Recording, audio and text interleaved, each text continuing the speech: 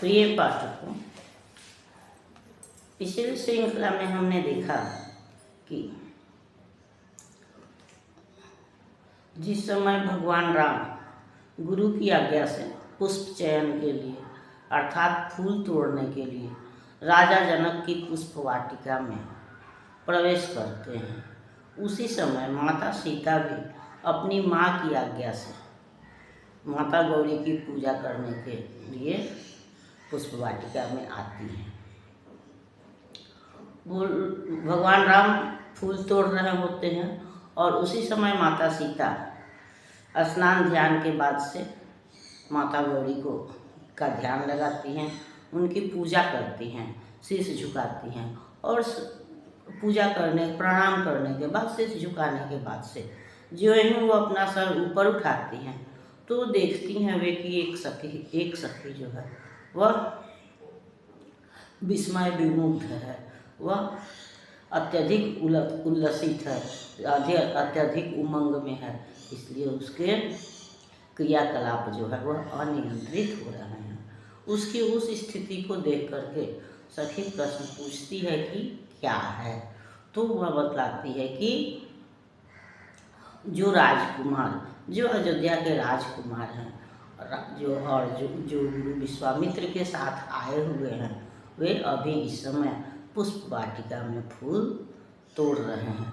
और हम यह भी जानते हैं कि कोई अपरिचित व्यक्ति या विशेष वस्तु जब हमको दिखती है तो हम स्वयं भी देखते हैं और उसको दूसरे को भी दिखाने का प्रयत्न करते हैं, या सारे लोग उसको देखने के लिए उमड़ पड़ते हैं, पहुंच जाते हैं। तो वही स्थिति माता सीता और उनके सखियों की भी होती है।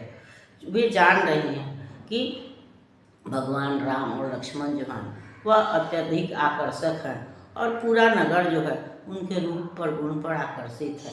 तो इसलिए वह सखी माता सीता से या अपनी सहेलियों से भी यह निवेदन करती है कि पूजा तो हम बाद में भी कर लेंगे, लेकिन अगर ये राजकुमार आ गए हैं तो पहले हम लोग इनको देख लें, फिर पता नहीं हम देख पाएंगे कि नहीं देख पाएंगे। और उसकी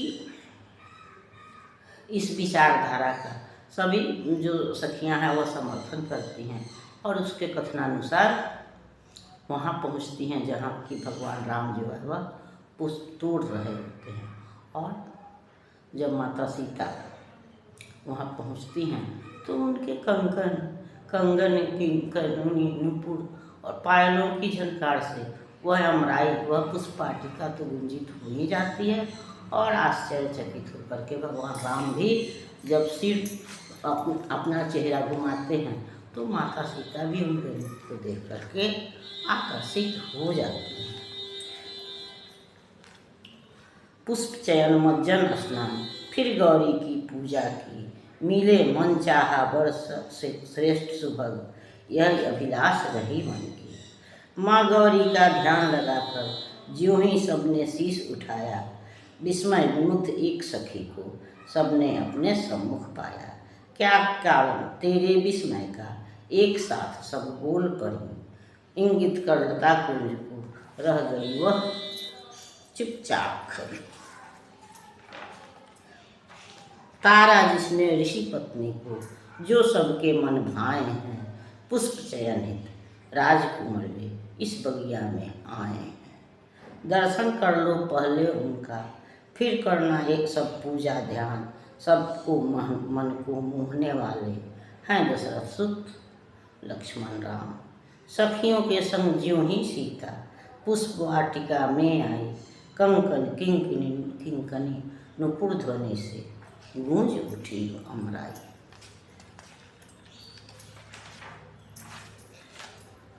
चकित राम ने ध्वनि दिशा में ज्यों ही निज मुख फेरा, मानो नील कमल को काले भंवरों ने था घेरा। नील कमल पर ओस बिंदु सब श्रम सीकर चमक रहे थे, उभय पक्ष उड़कर पीताम्बर मन को मोह रहे थे। चकित हिरनी सी ठिठकी सीता, नजर हटा नहीं पाई, निमी भी चले दे घनचर, पलक झपक नहीं पाई। राम रूप रस सिंधु निमग्न, वह भूल गए खुद सुध अपना। नील गगन में सूर्य सुनहला, बाकी जग लागे सपना। चित्र लिखित मुग्धा सीता ने, से सखी सयानी बोल पड़ी। पहले इनका दर्शन कर लो, है बहुत ध्यान की घड़ी बड़ी। माँ गौरी की पूजा करने हम कल भी आ जाएंगे, पता नहीं ये सुबह सलोने फिर आएंगे कि न आएंगे। निज निधि को पहचान उभय पक्ष, थे भाव सिंधु में विचर रहे। किंतु स्मरण कर शिव धनु को, थे दोनों के दिल दहल रहे। क्या हमारे सुकृत सकल आज सफल हो जाएंगे, क्या कोमल मराल बाल ये धनुष भंग कर पाएंगे। यही सोच प्यारी सीता ने पुनः गौरी क्या ध्यान किया। सफल मनोरथ हुए तुम्हारे, माता ने आशीष दिया। मन चाहा वर पा गौरी से, सीता अति प्रसन्न हुई। आँखों में ले छवि राम की, सखियों के संग महल गई। तो माता सीता के वहाँ पहुँचने पर जो उनके कंगन के, पायल के, करदने के जो स्वर गूंजे, जो गीत संगीत उपस्थित हुए, उससे अमराई व पुष्प वाटिका तो गूंज ही गई, साथ ही साथ भगवान राम का भी ध्यान उस ओर गया। और जब उधर देखने के लिए उन्होंने अपना चेहरा घुमाया तो सीता के रूप को देखकर वे मुग्ध हुए, और उनके रूप को देखकर सीता भी जो है वह मुग्ध हो गई। क्योंकि राम इस तरह शोभा पा रहे थे जैसी आसमान में सूर्य चमक रहा हो। उनके चेहरे पर फूल तोड़ने से या धूप पड़ने से जो पसीने की बूंदें चमक रही थी, वो लगता था जैसे कि कमल पर उसके बूंदे पड़ी हुई हैं। तो और उनका पीताम्बर उड़ रहा था, साथ ही साथ उनके चेहरे पर काली जो उनकी घुंघराली लटें हैं, वह लगता था जैसे कि कमल पर भंवरे जो हैं वह मंडरा रहे हैं। तो भगवान राम के इस खूबसूरत रूप को देख करके सीता जो है वह मुग्ध हो जाती हैं।